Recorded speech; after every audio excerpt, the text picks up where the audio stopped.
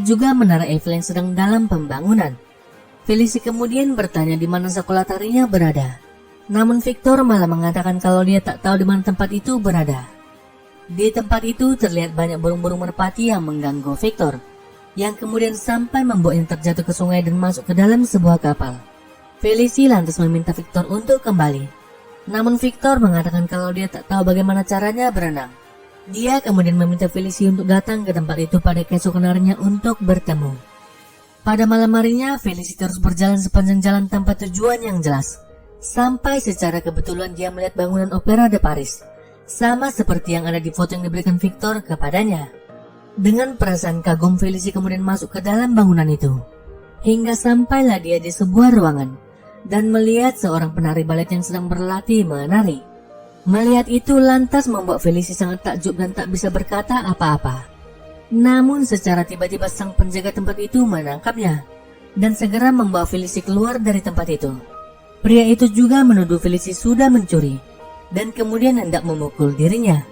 Tapi beruntungnya seorang wanita bertongkat datang dan menyelamatkan Felicie. Wanita itu bernama Odette. Odette kemudian meminta Felicie untuk segera pergi dari tempat itu. Namun alih-alih pergi dari tempat itu, Felicie malah mengikuti Odette secara diam-diam. Namun aksinya terhenti ketika Odette malah memergokinya. Felicie kemudian bertanya, siapa penari yang dia lihat di opera sebelumnya?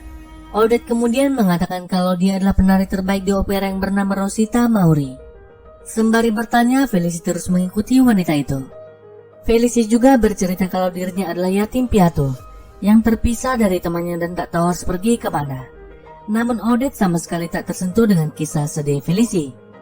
Odette sendiri bekerja sebagai pembantu di rumah seorang nyonya kaya raya yang bernama Nyonya Regine, yang sangat benci kepada Odette dan tak hentinya memberikan pekerjaan berat kepadanya. Melihat itu, Felicie kemudian menawarkan bantuannya kepada Odette.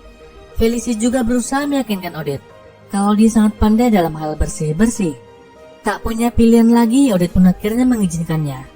Sembari bercerita, mereka terus bekerja membersihkan tiap anak tangga di rumah itu.